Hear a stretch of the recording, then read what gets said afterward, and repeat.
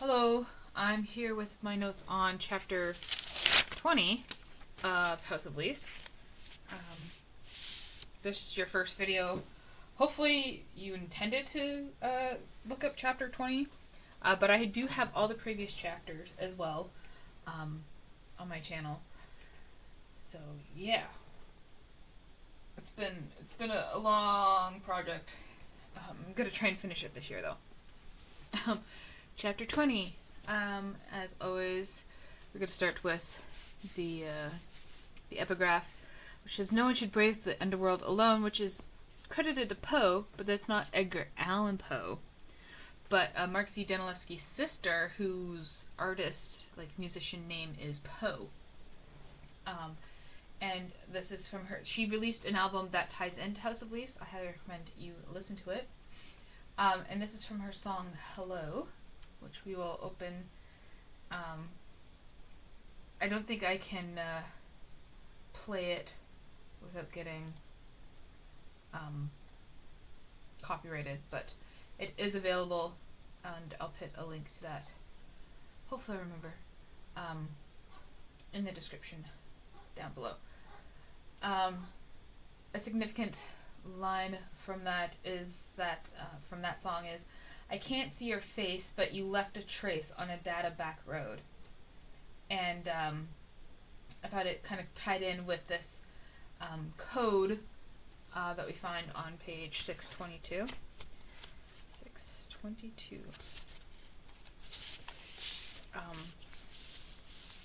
If you go through here and do the code with all the capital letters, it spells out a face in a cloud, no trace in the crowd. So the data back road could be like a cloud backup. I thought that could be the link there. I don't know, some of my links are kind of tenuous at best, but we still grasp for them. Another line from the song is, "Mothers are trails on stars in the night. Fathers are black holes that suck up the light." And I can't believe the guy could be entirely dead. Who's this in reference to? Johnny? Zampano? Who knows? And just as a word, I'm not going into much theories here. These are just kind of like notes that will later help provide evidence for theories. That's the idea.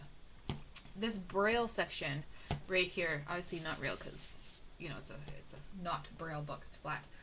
It's the translation down here is almost entirely accurate, except right here when it says "you will never find a mark" there. It should be a capital M, not a small m. So Mark as in Mark Z. Danilevsky.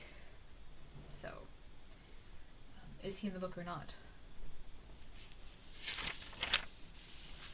Page 424. We get a reference to this one book that Navidson brings with him into the hallway. And what could that book possibly be? As always, spoilers. On page 465, we find that book out. He's reading House of Leaves, which is the book that we're reading. Isn't that totally meta? Sorry, that was cringe. But yeah, he's reading the same book that we are. And then there's not a lot of stuff on this. There's not a lot of notes. This is an interesting gateway. 432, we get this thing, "just fly off into darkness." It kind of reminded me of this quote of flying versus falling from Hitchhiker's Guide to the Galaxy.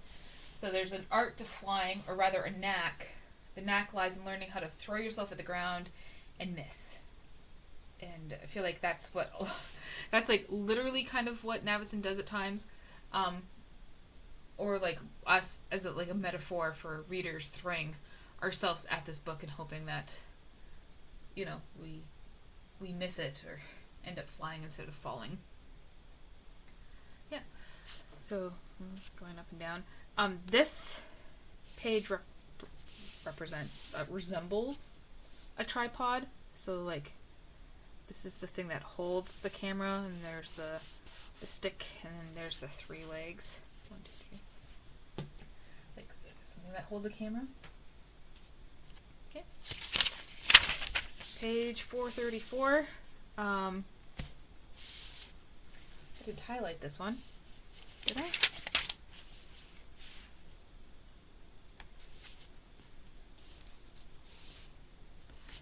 .434 to 435. I can't see. It's not highlighted. I apologize for that. And I can't find my highlighter. Why would I be able to find my highlighter when I actually want it? Oh, here, because it's upside down. That's why. So, where is it? Into John Krakauer's Into Thin Air. I think that's what this was referencing here.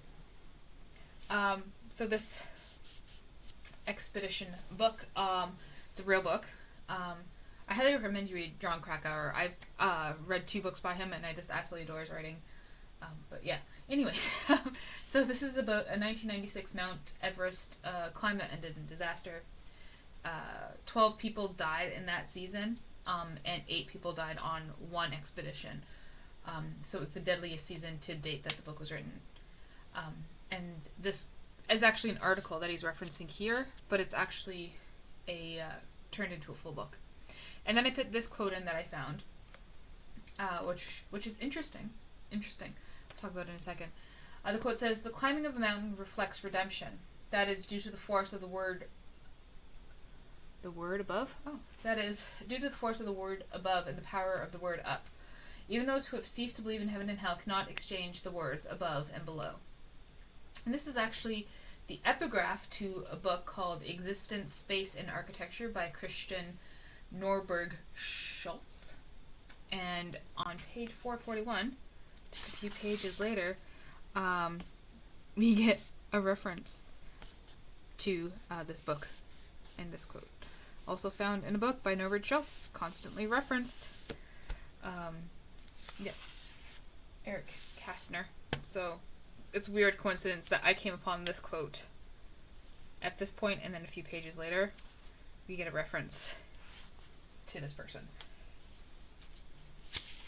Okay, page 436. I'm not going to turn the book around.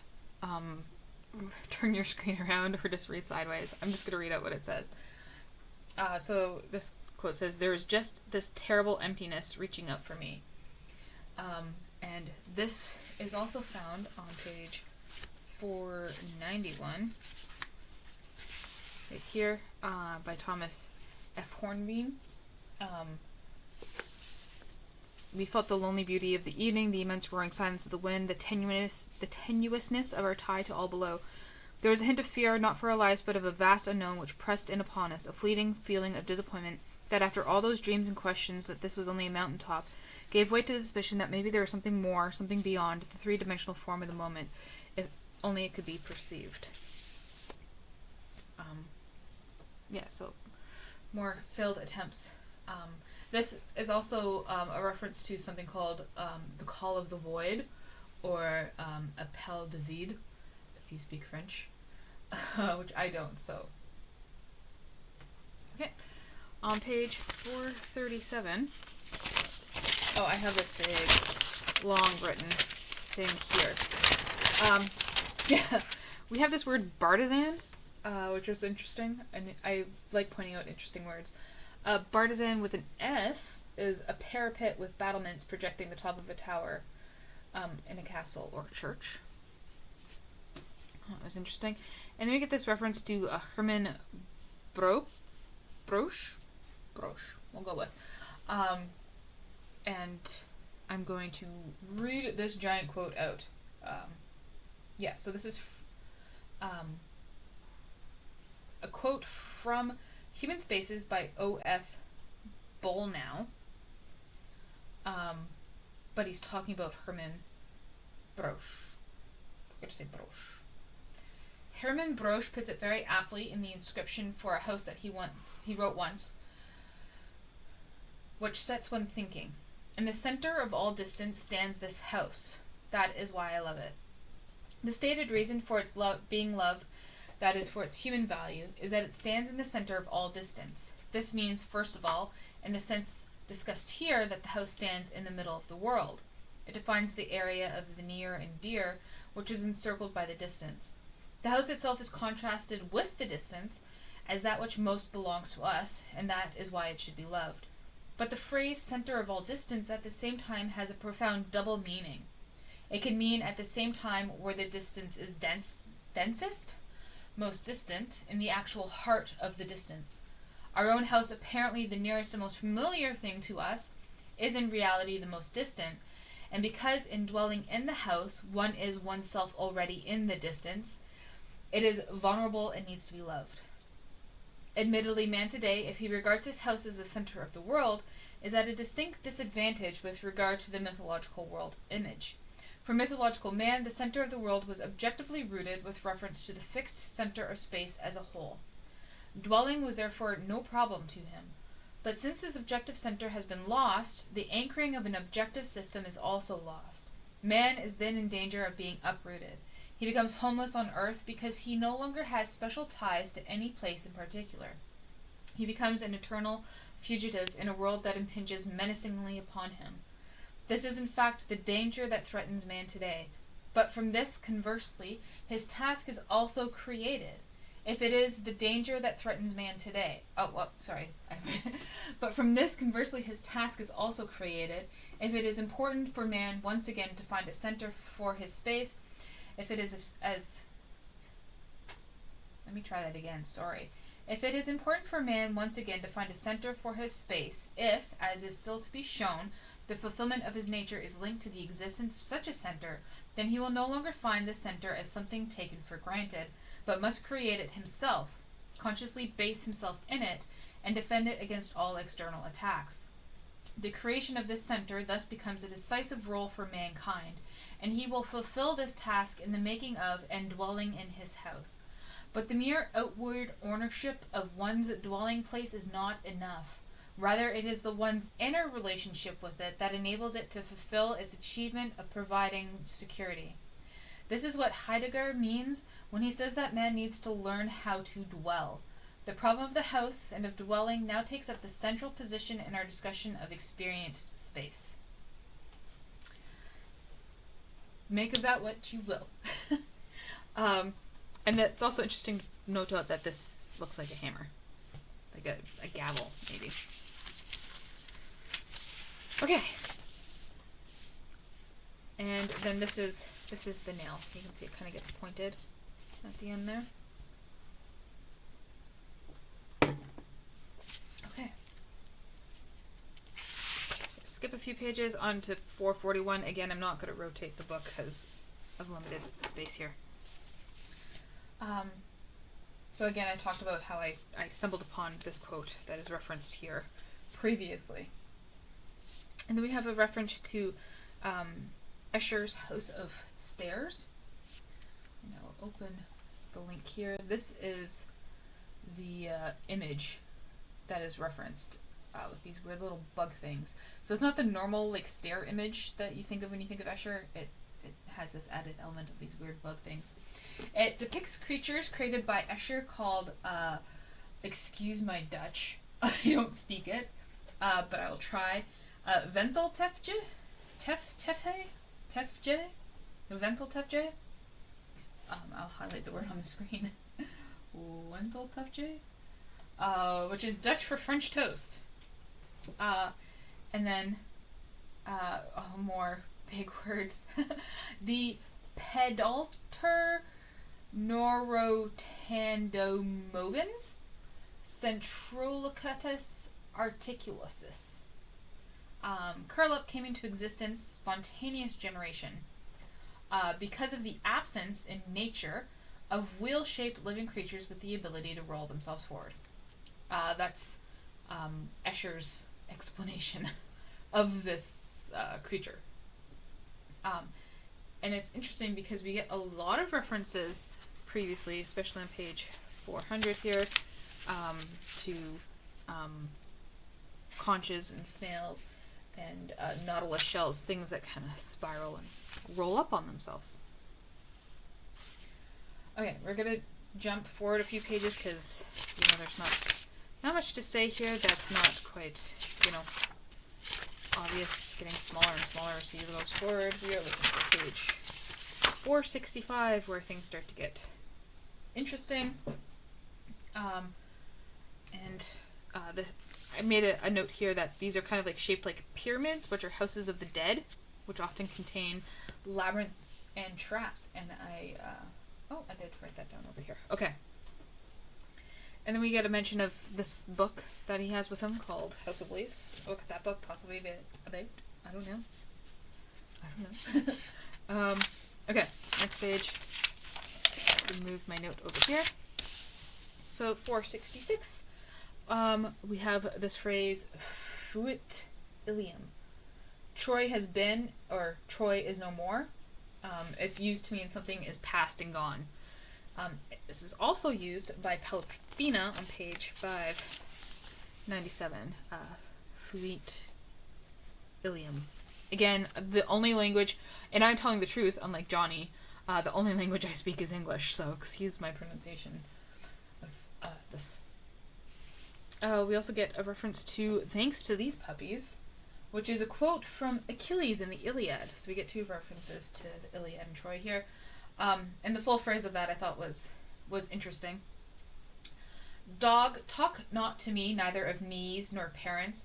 Would that I could be as sure of being able to cut your flesh into pieces and eat it raw, for the ill have done me. As I am that nothing shall save you from the dogs. It shall not be, though they bring 10 or 20-fold ransom and weigh it out for me on the spot, with promise of yet more hereafter.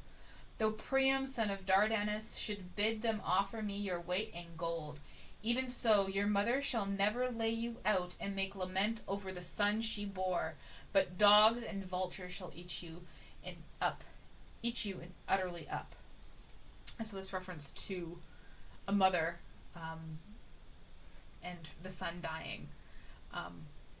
We know that it's possible, maybe, one of the theories is that Johnny is dead, that Johnny died in childhood or as a baby, depending on different theories.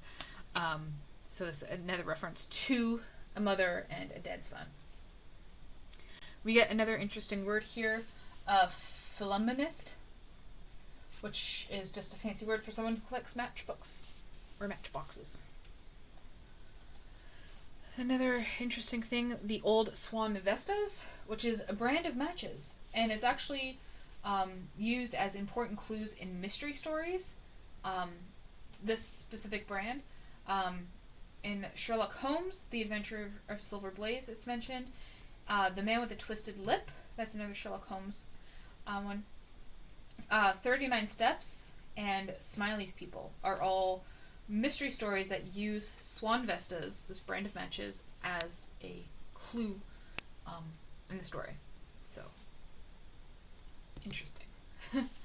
Another interesting word is Gorax, which is a Tibetan word for a type of bird found on Mount Everest, and it's like a scavenger, a vulture. We get this little footnote down here, and the L, if you don't know, if you go to page 582, you can find that page, you get these symbols here, and L, right here, means require fuel and oil. Yeah. So, I thought that was interesting. We're talking about fires and stuff, presumably to start a big fire, like the one that perhaps burned down Troy. Who knows?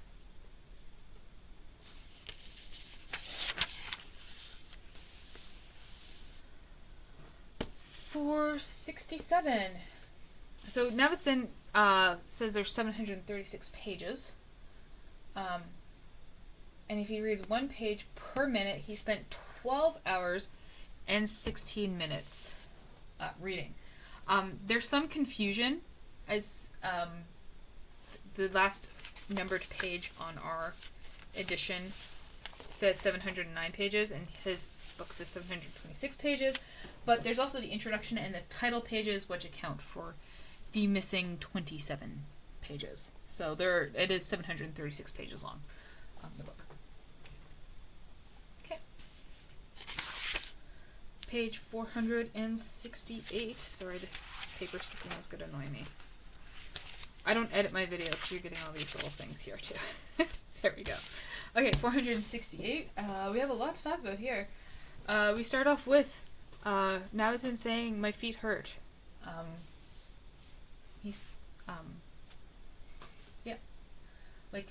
Johnny has stubbed toes on page 72. Feet are very important in House of Leaves. There's lots of references, so... Did I highlight where he stubs his toes? I stubbed my toe. So, similarities between Naviton and Johnny. Okay, and then we get some references down here. We have Rolling Stone's issue, and it is a real magazine. And I will open the link here. So this is the table of contents. That's the word I was looking for. And on page 124 would have been actually part of an interview, not an interview, a review on William Shakespeare's Romeo and Juliet with Leonardo DiCaprio and Claire Danes.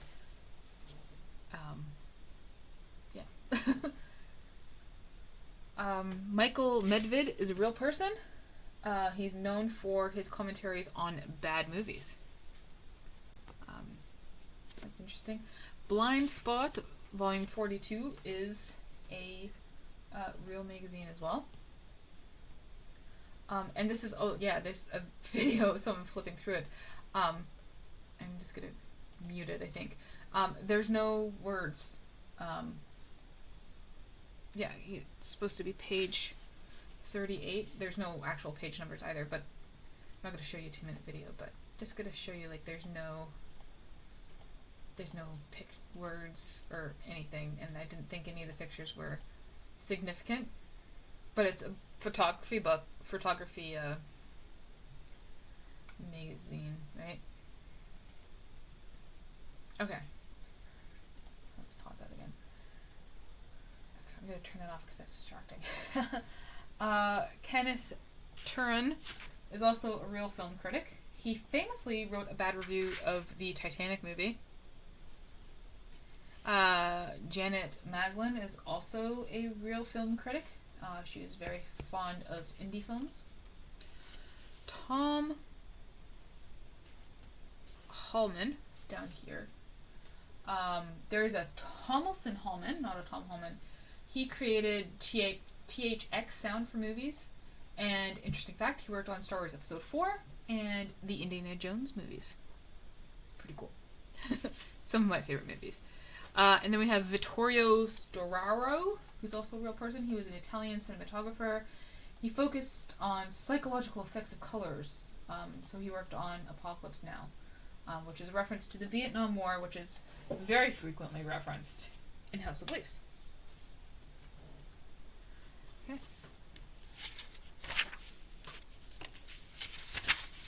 Going. Page 474. Floyd Collins. He was referenced on page 334. Sorry, my book is so full of like notes and stuff, it makes it hard to turn the pages properly. 334. Floyd Collins is also mentioned on this page. And then we have here this reference as Uriah pours into his veins. And this is actually kidney failure. And Mark C. Dunlap's dad was admitted to the hospital on his deathbed with kidney failure when Mark C. Danilewski wrote Redwood on the bus to go see him. There's a interview here. I'll definitely link this. This interview with Mark C. Danilewski. I'm not going to read the whole thing. It's how many pages? 20 pages long. But he talks about, let's see if we can just find the word kidney. No. Oh, I'm not... Can I get here? Thank you. Kidney. Guess it's not going to find it here. Text. Can't search. Okay, I guess not. But yeah, I can't remember where it was, but yeah, it's an interesting interview. Yeah, so his dad was... It's a famous story about him writing Redwood. I won't go into it because I've gone into it in other videos. But yeah, let's just say it was not a good feeling between Marek Danilewski and his dad on his deathbed, especially in regards to this story. So he knows about kidney failure, is what I'm saying. Page 476. Now I find I changed my mind and opened up the door. This is part of the lyrics from the song Help by the Beatles. And a significant lyric from that is, I need somebody, not just anybody. Help me if you can, I'm feeling down, and I do appreciate you being round. Help me get my feet back on the ground. Again, as I said, feet are important. Love is where... The big toe is where love is stored. It's from a Pelofino letter. So we know that this being a love story, as Marek Danilewski says, feet are very important. Now we have this phrase here, Daisy, Daisy, Daisy, give me your answer due. I'm half crazy over the love of you. And he's like, that's not right.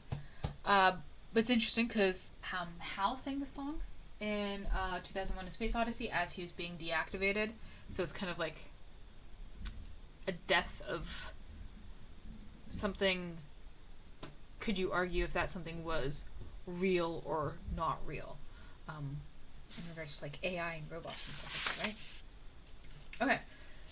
On page 479 we have this bar of music from a song called When Johnny Comes Marching Home, which is about people wanting their loved ones to return from fighting in the American Civil War. And the writer Gilmore said that music was not original, but it was a musical waif, which I happened to hear somebody humming in the early days of the rebellion, and taking a fancy to it, wrote it down, dressed it up, gave it a name, and rhymed it into usefulness for a special purpose suited to the times, which is interesting because he took this thing that he found, gave it some more form, and put it out into the world, kind of like how Zampano took the Navidson films and then Johnny took Zampano's notes, and they found these things and they gave it more form and released it into the world. The original music was actually a song called Johnny Fill Up the Bowl, but the words were changed. Apparently, if you know this song or this poem, which I don't, it resembles John Anderson, My Joe by Robert Burns. It's also the intro used by Guns N' Roses to their anti-war song Civil War, which I thought was interesting. And I don't want to get copyright on the video, not because I make money of it, but because the video might not post. I'm currently not making money on any of these videos. This is purely for the love of House of Leaves and wanted to share it. But I will put a link down below to the remake of this song by The Clash. Yeah. And we're going to jump ahead to page 484. You can see my silly little... I initially said dragonfly, but then other people are saying it's a plane, which kind of makes more sense because Johnny's dad, Donnie, was a pilot. Yeah, but it's interesting because bird, plane, on page 577, we have this pelican poem. Which one? From August 1st, 1988, right here, where we get this phrase, the turning forms what? A bird, a plane, no, the paraclete? Sure. It's the name St. John gave to the Holy Spirit. It's interesting, St. John, the day that we celebrate St. John, is June 21st, which is actually Johnny's birthday. Weird coincidences. And we get this stanza, empty stanza, wordless stanza. And stanza is Italian for room. So that's interesting. We get an empty room.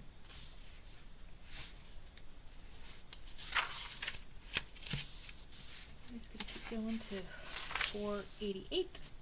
And down here we have this phrase, footnote. The footnote symbol, again on page 582, means require doctor, serious injuries. And then we have this phrase, ignis fatuus, foolish fire, will-o'-the-wisp. It was previously used by Johnny on page 297. Right here, ignis fatuus. And also on page 527. 527. Oh, sorry. Here. Where I failed to highlight it here. But somewhere in here it says her will-o'-the-wisp smile. Oh, right up here. Get the highlighter out. Her will-o'-the-wisp smile. We have a lot of references to this. A will-o'-the-wisp, or ignis fatuus, or whatever, is like a creature that, if you were lost in, I think it was mostly in like bogs and stuff, it'd be like a creature you'd see holding a light, and you'd be inclined to follow the light, right? But then you'd end up, falling into the bog or getting captured by the will-o'-the-wisp. Something along those lines. Page 498. We get this little note down here, Yale. Yale is a reference to not the university, but to the processing lab. You'll see that it says that, name of the processing lab, which is Yale. And it was a real processing lab, and it seems to still be in business in Valencia, California, which I thought was interesting. And it still has a page that looks like it's out of, like the 90s, early 2000s kind of thing. So yeah, that's my notes on chapter 20 of House of Leaves. Let me know your thoughts on this chapter, and thank you so much for watching.